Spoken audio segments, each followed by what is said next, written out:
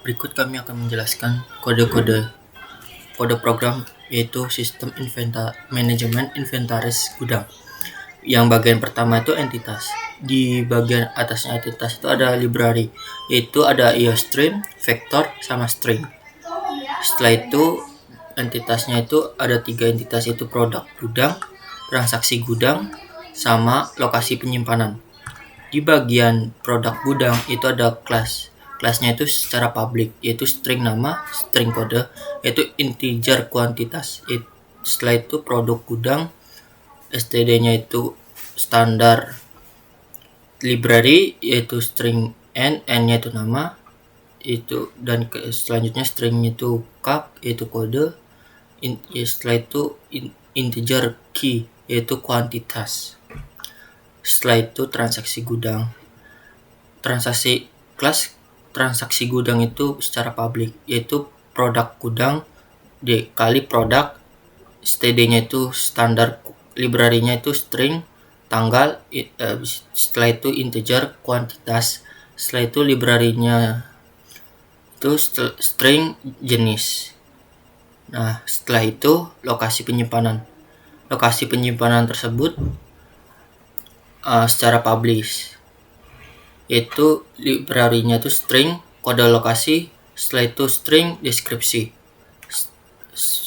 Setelah itu teman kami akan menjelaskan sebagai berikut. Lalu ada bagian interface di kode ini. Di sini ada 2 kelas. Yang pertama itu ada peringatan stok rendah, lalu yang kedua verifikasi pengiriman. Nah, yang pertama itu peringatan stok rendah.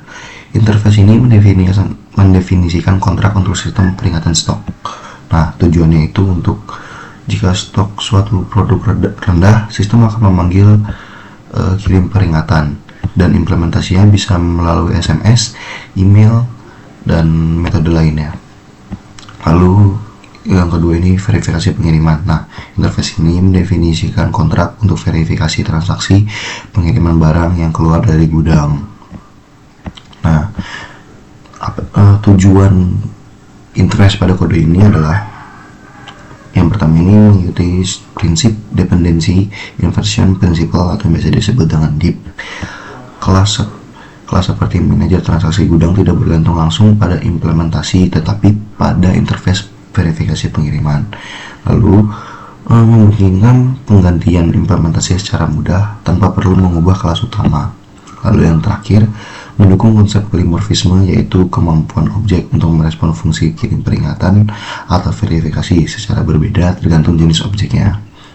Lalu kesimpulannya adalah interface di kode ini berfungsi sebagai jembatan fleksibel antara logika utama dengan implementasi detail.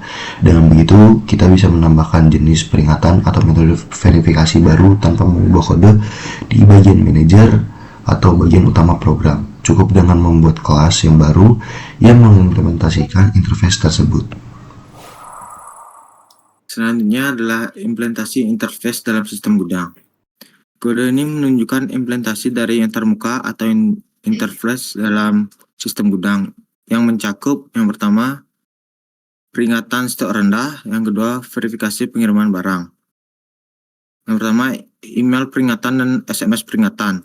Tujuannya memberikan peringatan bila stok barang rendah. Strukturnya keduanya mewarisi interface peringkat stok rendah dan mengimplementasikan fungsi kirim peringatan (titik). Selanjutnya yang kedua verifikasi pengiriman. Tujuannya memverifikasikan transaksi pengiriman barang dari gudang. Strukturnya kedua kelas ini mewarisi interface verifikasi pengiriman dan mengimplementasikan fungsi verifikasi. Kesimpulannya, kode ini menggunakan prinsip OOP, abstraksi, polimorfisme, dan pewarisan. Manfaatnya, kode lebih modular, bisa mengganti metode peringatan atau verifikasi dengan mudah tanpa mengubah logika utama, menyesuaikan dan kebutuhan sistem, semisalnya manual melawan otomatis. Selanjutnya itu ada kelas manajer produk gudang.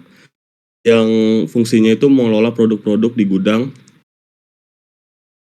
Selanjutnya itu ada STD, vektor produk gudang, produk list, yaitu untuk menyimpan daftar produk. Yang selanjutnya itu ada public, tambah produk, produk gudang, atau produk list, prospek, produk yang fungsinya itu tambah produk ke dalam list. Nah, terus selanjutnya itu ada produk gudang. Itu cari produk, cons, STD, string, dan kode. Terus ini fungsi untuk kembalikan produk jika kode cocok. Lalu ada return tool PTR.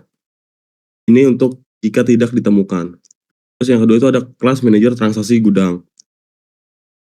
Di sini untuk menyimpan transaksi. Ada verifikasi pengirim yang berfungsi untuk objek verifikasi. Selanjutnya itu ada fungsi kelas manajer lokasi yang berfungsi untuk menyimpan lokasi. Udah itu ada public void tambah lokasi penyimpan, list, feedback, lokasi. Yang berfungsi untuk tambah lokasi ke dalam list. Dan kayak berikut seperti kesimpulannya itu adalah kayak manajer produk gudang, yaitu tambah dan cari produk. Terus yang kedua itu manajer transaksi gudang, catat transaksi, dan verifikasi jika keluar. Dan itu ada yang terakhir itu ada manajer lokasi, tambah lokasi, dan penyimpanan. Berikut selanjutnya akan dijelaskan oleh teman saya. Terima kasih.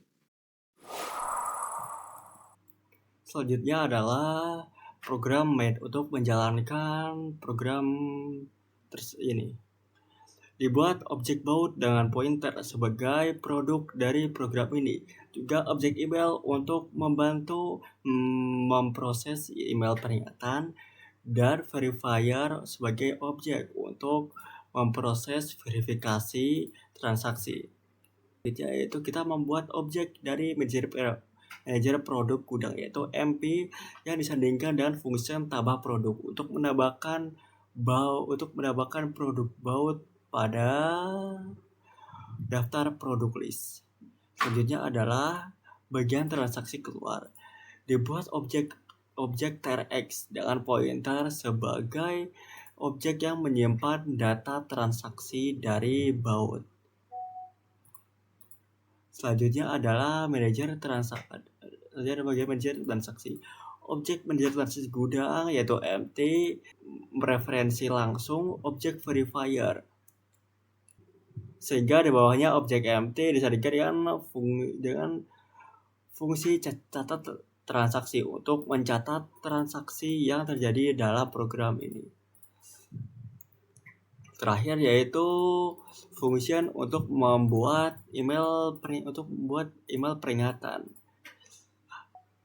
dengan objek email yang disandingkan dengan fungsi kirim peringatan dengan produknya yaitu baut. Jika baut lebih kecil daripada 10, maka email peringatan akan dikirimkan sebagai gantinya. Terakhir yaitu dibuat delete untuk bersih-bersih agar tidak terjadi memory leak. Sekian atas presentasi pada hari ini. Kami ucapkan terima kasih teman-teman dan Pak Waham semua.